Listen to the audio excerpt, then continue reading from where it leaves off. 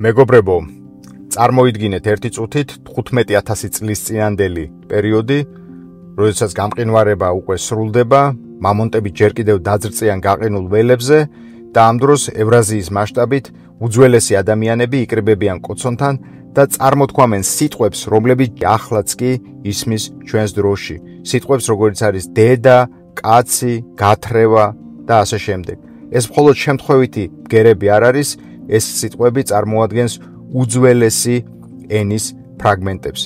სიტყვებს, რომლებსაც როგორც მეცნიერები ფიქრობენ, იყენებდნენ მილიარდობით ადამიანის წინაპრები დღევანდელი ევროპიდან ვიდრე სამხრეთ აზიამდე. მოკლედ, არ გეგონოთ, რომ რაღაც ზღაპარს გიყვებით, 2013 წელს ევოლუციურმა ბიოლოგმა მარკ პეიგელმა და მისმა გუნდმა გამოაქვეყნეს სენსაციური კვლევა.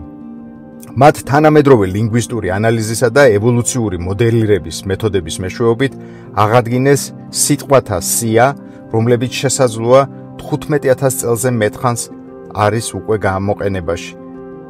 და თავარი კითხვა, რაც დასვა ამ გუნდმა, სად შეიძლება აღმოცენებულიყო ეს ენა. და იქვე პასუხობენ, შესაძლოა კავკასიის გულში, უფრო კონკრეტულად კი იმ ტერიტორიაზე, რომელსაც დღეს საქართველოს სახელით ვიცნობთ. კვლევა, რომელიც გამოქვეყნდა ამერიკის შეერთებული შტატების ეროვნული მეცნიერებათა აკადემიის ჟურნალში, ამტკიცებს, რომ ზოგიერთ ძირითად სიტყვას შემორჩენილი აქვს წარმოშობა და ჟღერადობა უძველესი ენიდან, რომელიც არსებობდა მანამდე, ვიდრე ყველა ინდოევროპული ენა და უფრო მეტიც ვიდრე ძალიან ბევრი უძველესი პროტოენა. ეს ჰიპოთეტიური ენა არასდროს ყოფილა ჩაწერილი, მაგრამ მისი ექო შესაძლოა დღევანდელ ენებშიც ისმოდეს. პეიგელის გუნდმა შეისწავლა 200-ზე მეტი ენა ევრაზიატიკური ენის სუპერ ოჯახიდან, რომელიც მოიცავს ისეთ განსხვავებულ ენებს, როგორიცაა ინგლისური, სპარსული, რუსული და ჰინდი. სტატისტიკური მოდელის გამოყენებით კი მან და მისმა გუნდმა გამოავლინა ეგრეთ წოდებული ულტრაგამძლე სიტყვები. სიტყვები, რომლებიც განსაკუთრებით მედეგია ცვლილებების მიმართ და გვხვდება სხვადასხვა ენათა განშტოებებში. ასეთ სიტყვებს შორისაა ისეთი სიტყვები, როგორიც არის დედა, ქერქი, ნაცარი, კაცი, ფურთხი, გათრევა და ასე შემდეგ. ეს არის სიტყვები, რომლებიც იმდენად ფესვს გადგმულია ადამიანურ ცნობიერებაში, რომ 1000 წლეულებს გადაურჩნენ. პეიგელისა და მისი გუნდის მტკიცებით, ამ უძველესი ენის მატარებლები, როგორც აღნიშნე, შესაძლოა სამხრეთ კავკასიაში, კერძოდ დღევანდელი საქართველოს ტერიტორიაზე ცხოვრობდნენ. რატომ მაინც და მაინც საქართველო? ეს არის ქვეყანა, რომელიც ისტორიულ და ბუნებრივ გზაჯვარედინს წარმოადგენს, ანუ ხიდს ევროპასა და აზიას შორის, ხიდს მთებსა და სტეპებს შორის და ხიდს სხვადასხვა კულტურებს შორის. ამასთან საქართველო დიდი ხანია ცნობილია, საქართველო და მთლიანად კავკასია მრავალფეროვნებით, ენების მრავალფეროვნებით და ჩვენ ვიცით, რომ კავკასიის ტერიტორიაზე ერთმანეთისგან განსხვავებული ენობრივი ოჯახები უკვე 1000 წლეულებია, რაც თანაარსებობს. საქართველო ასევე ერთ-ერთი საკვანძო წერტილია უძველესი ადამიანის მიგრაციის გზაზე. სწორედ აქ დმანისში აღმოჩენილია ყველაზე ძველი ჰომინინების ნაშთები აფრიკის გარეთ. ამ ნაშთების ასაკი მოგეხსენებათ არის 1,800,000 წელი, რაც საქართველოს კაცობრიობის ერთ-ერთ უძველეს საცხოვრისად აქცევს. როდესაც გამყინვარება უკან იხევდა, საქართველოს სავარაუდოდ თავშესაფრად და გამგზავრების წერტილად იქცა იმ მონადირე შემგროვებლებისთვისაც, რომლებმაც მთელი ევრაზია დაიკავეს. და მათ თან გაიყოლეს არამხოლოდ სამუშაო იარაღები და ამ იარაღების კეთების ცოდნა, ასევე ცეცხლის დანათების ტექნიკა და ასე შემდეგ, არამედ რაც მთავარია, მათ თან გაიყოლეს ენა. თავად პეიგელი აღნიშნავს, რომ საქართველოს სავსებით შესაძლებელია ყოფილიყო იმ ენის სამშობლო, რომელიც შემდეგ მრავალ ენად და ენობრივ ჯგუფად გარდაიქმნა. რატომ შეინარჩუნეს ადამიანებმა სიტყვები, როგორიცაა დედა, დაფურთხება და ასე შემდეგ 1000 წლეულების მანძილზე? ანუ აქ იგულისხმება, რატომ შეინარჩუნეს სიტყვები უცვლელი ფორმით ან შედარებით უცვლელი ფორმით. პასუხი იმაში მდგომარეობს, რომ ეს სიტყვები დაკავშირებულია ადამიანისთვის ფუნდამენტურად მნიშვნელოვან გამოცდილებებთან, ოჯახთან, სხეულთან, ბუნებასთან, გადარჩენის უნარებთან და ამ ყველაფერთან დაკავშირებული სიტყვები გაცილებით ნაკლებად იცვლება, ვიდრე აბსტრაქტული ტერმინები.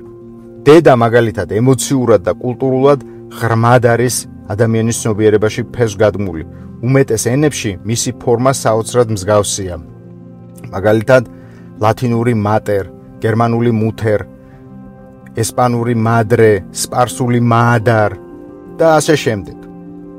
ქერქი, რომელიც გულისხმობს ხის ქერქს, აღნიშნავს ასევე ისეთ რამეს, რაც ძალიან მნიშვნელოვანი იყო უძველეს საზოგადოებებში. კერძოდ, მას იყენებდნენ იარაღისთვის, თავშესაფრისთვის და ცეცხლის დასანთებად.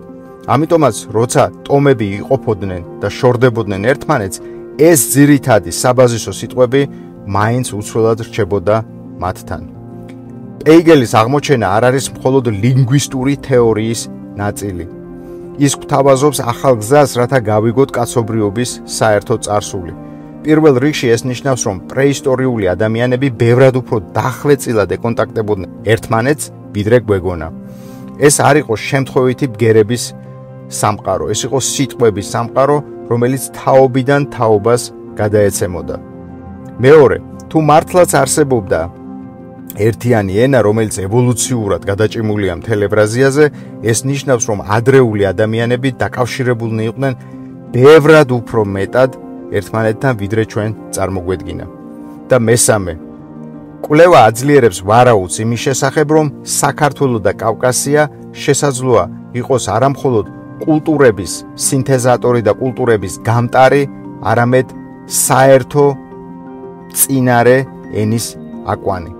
და ბოლოს ეს კვლევა გვიჩვენებს, რომ ენა ისევე როგორც დნმ შეიძლება იქცეს ინსტრუმენტად, რომლის მეშვეობითაც შესაძლებელია ადამიანთა ევოლუციის, მიგრაციისა და კონტაქტის გაშიფრვა 1000 წლეულების მანძილზე. რა თქმა უნდა, ასეთი თამამი თეორია იწვევს გარკვეულ სკეპტიციზმსაც. ზოგიერთი ლინგვისტი მაგალითად ამტკიცებს, რომ ენის აღდგენა 15000 წლის წინანდელ ამ ასეთ სიღრმეში არ არის სანდო. ისინი გვაფრთხილებენ, რომ თუნდაც მოწინავე სტატისტიკურ მოდელებს შეუძლიათ შეცდომაში შეიყვანონ მეცნიერი, განსაკუთრებით უძველესი წერილობითი წყაროების და დამწერლობის არ მქონე ენების შემთხვევაში. ბგერებისა და მნიშვნელობების დამთხოვებიც აბსოლუტურად შესაძლებელია. წყაროების გარეშე კი რთულია ამ ყველაფრის გადამოწმება.